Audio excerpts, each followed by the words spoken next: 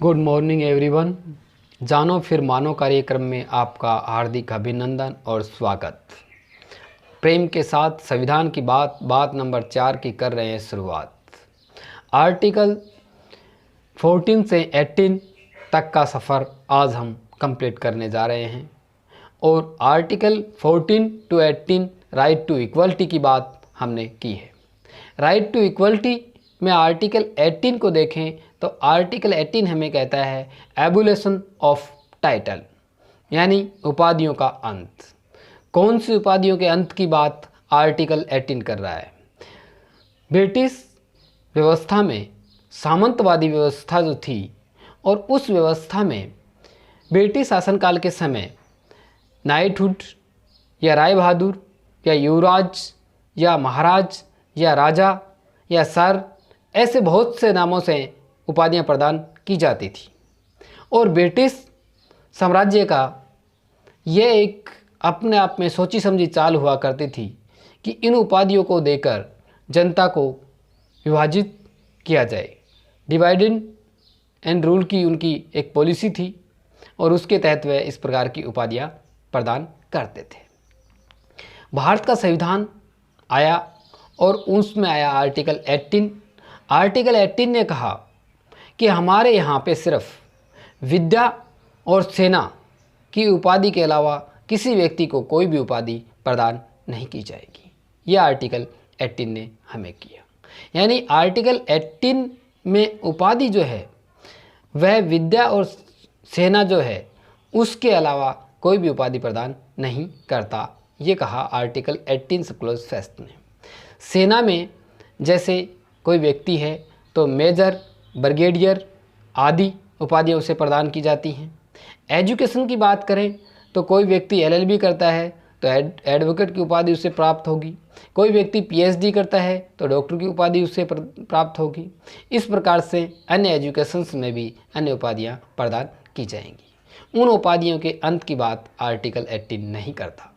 Article 18 sub clause first में यही बात रखी गई है कि विद्या और सेना के सिवाय कोई भी व्यक्ति यहाँ पे कोई भी उपाधि प्राप्त नहीं करेगा। ये बात रखी गई है।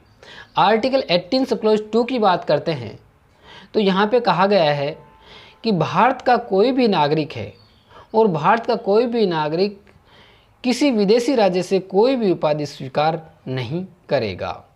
यानी भारत का कोई भी नागरिक किसी विदेशी राज्य से कोई भी उपाधि स्वीकार नहीं करेगा। आर्टिकल 18 सब क्लॉज 3 की यदि बात करते हैं तो आर्टिकल 18 सब क्लॉज 3 हमें कहता है कि भारत का कोई नागरिक नहीं है, यानी मतलब विदेशी कोई व्यक्ति है और कोई विदेशी व्यक्ति है और वह विदेशी व्यक्ति हमारे देश में किसी लाभ के पद पे या विश्वास के पद पे इस प्रकार उसे पद प्राप्त हुआ है, वह विदेशी व्यक्ति किसी विदेशी राज्य से कोई भी उपाधि धारण नहीं करेगा बिना हमारे राष्ट्रपति की सहमति से। हमारे राष्ट्रपति से सहमति के बगैर कोई भी विदेशी नागरिक जो हमारे यहाँ किसी पद पे है या किसी विश्वास के आधार पे हमने उसको धारण कर वाला पद उसने धारण कर रखा है तो वह व्यक्ति हमारे राष्ट्रपति की सहमति के बगैर कोई भी उपाधि धारण नहीं करेगा। इसके बाद में आर्टिकल 18 सब क्लॉज 4 हमें कहता है कि कोई भी व्यक्ति है और उसने विश्वास का पद धारण किया है हमारे देश में और लाभ का पद, विश्वास का पद धारण किए हुए है, वह व्यक्ति किसी विदेशी राज्य से किसी प्रकार की कोई भेंट, उपाधि, पद राष्ट्रपति की सहमति के बिना स्वीकार नहीं करेगा। यानी article 18 sub clause first, 18 sub clause 2, 18 sub clause 3, 18 sub clause 4 की यदि हम बात करें तो 18 सब क्लॉज फर्स्ट की बात करते हैं तो वो कहता है विद्या और सेना में जो व्यक्ति है वह उपाधि विद्या और सेना के आधार पर प्राप्त कर सकता है। आर्टिकल 18 सब क्लॉज 2 की यदि बात करते हैं तो कोई भी विदेश से कोई भी नागरिक कोई भी उपाधि प्राप्त नहीं करेगा। आर्टिकल 18 सब क्लॉज 3 की बात करें तो कोई भी व्यक्ति जो विदेशी है और वो हमारे देश में किसी लाभ पे के पद पे या विश्वास धारण करने वाले पद पे है तो वह राष्ट्रपति की सहमति के बिना कोई भी उपाधि प्राप्त नहीं करेगा। फिर हम कहते हैं आर्टिकल 18 क्लॉज 4 में, तो 18 क्लॉज 4 हमें कहता है कि कोई भी यानी नागरिक भी हो सकता है, विदेशी भी होता है, और जिसने लाभ का पद धारण किया है या विश्वास का पद धारण किया है, तो वह बिना राष्ट्रपति से किसी प्रकार के किसी भी विदेशी राज्य से न तो कोई भेंट लेगा, न उससे कोई उपलब्धि लेगा, न उससे कोई पद जो है वो लेगा। किसके बिना? राष्ट्रपति की सहमति के बिना वह स्वीकार नहीं करेगा। इस प्रकार से article 18 clause 1st, 2nd, 3rd और 4th की हमने बात की। अब हम बात करते हैं, हमारा एक क्वेश्चन आता है कि भारत में अभी भी उपाधियां मिलती हैं, वह शिक्षा के आधार पर, सेवा के आधार पर विशिष्ट जनों को प्राप्त होती हैं। 1954 में हमारी केंद्र सरकार ने एक अधिसूचना जारी करते हुए भारत रत्न, भारत विभूषण, पद्म विभूषण और पद्म श्री 4 उपाधियां प्रदान की थी। 1954 में ये जब सेंट्रल गवर्नमेंट ने ये उपाधियां देने की बात के लिए अधिसूचना जारी की, तो इनको लेके एक विवाद हुआ और विवाद सुप्रीम कोर्ट पहुंचा, और सुप्रीम कोर्ट में ये कहा गया कि आर्टिकल 18 के अनुसार उपाधियां नहीं मिलनी चाहिए। लेकिन सुप्रीम कोर्ट ने 1977 में इसको एक बार जो अधिसूचना थी उसमें रद्द हुआ।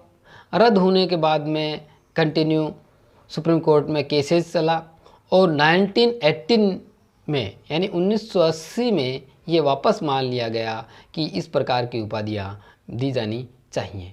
1954, 1977 और 1980 यानी 1954, 1977 और 1980 का एक ऐसा दौर रहा जिसमें उपाधियां प्रदान करने की बात की गई और उपाधियां नहीं भी प्रदान करने की बात की गई, लेकिन आखिरकार 1980 में उपाधियां देने की बात को स्वीकार कर लिया गया। भारत रत्न प्रदान होता है तो वो होता है कला और साहित्य या विज्ञान में जो व्यक्ति अभिवृद्धि करता है या विशिष्ट सेवाएं प्रदान करता है, उसको भारत रत्न यानी हमारे देश का सर्वोच्च सम्मान प्रदान किया जाता है। पद्म विभूषण किसी विशिष्ट क्षेत्र में विशिष्ट सरकारी सेवकों द्वारा यदि कोई सेवा दी जाती है, उस सेवा के लिए पद्म विभूषण प्रदान किया जाता है। पद्म भूषण उच्च कोटि की लोक सेवा जिसमें सरकारी सेवक भी शामिल हैं और कोई व्यक्ति सेवा करता है तो उसे पद्म विभूषण। पद्म श्री इस प्रकार का जो विशिष्ट सेवा में सरकारी सेवकों द्वारा सेवा सम्मिलित है, यानी विशिष्ट सेवा यदि कोई करता है तो उसे पद्म श्री प्रदान किया जाता है। यानी कुल मिला के हम कह सकते हैं कि भारत में कोई भी व्यक्ति यदि किसी भी क्षेत्र में अपने आप में इतनी एक एक्सपर्ट कहें या विशेषज्ञता कहें हम, या इतना एक अचीवमेंट देश को देता है जिससे ये लगता है कि वास्तव में इस व्यक्ति ने देश के लिए कला, साहित्य, विज्ञान आदि सेवाओं में कुछ अद्भुत देश को योगदान दिया है, तो इनमें से वो पुरस्कार प्रदान किया जाएगा। भारत रत्न, भारत विभूषण, पद्म विभूषण, पद्म श्री। आर्टिकल 18 की बात करते हैं तो आर्टिकल 18 एक इस प्रकार का आर्टिकल है जो हमें कहता है कि यह आर्टिकल निर्देशात्मक है, आदेशात्मक नहीं है। यानी उल्लंघन करने वालों को इस आर्टिकल के द्वारा किसी प्रकार का कोई दंड नहीं दिया जाता। ये सिर्फ आर्टिकल निर्देशात्मक आर्टिकल प्रदान हमें किया गया है जिसमें दंड का कोई भी प्रावधान नहीं है। इसलिए हम ये कह सकते हैं कि एक इस प्रकार का आर्टिकल है जिसने बहुत हद तक हमारी राइट टू इक्वलिटी की व्यवस्था, जो बार बार एक मुद्दा आता था जिसमें हम सोचते थे राजा, महाराजा, युवराज, राय बहादुर जैसी उपाधियों को एक अलग, जो हमारे एक सामान्य व्यक्ति से अलग करता था, उनको अपने आप में समाप्त कर और राइट टू इक्वलिटी को बल प्रदान किया। आप सभी ने इतने ध्यान से सुना। जय हिंद, जय भारत। आप सभी को बहुत बहुत धन्यवाद।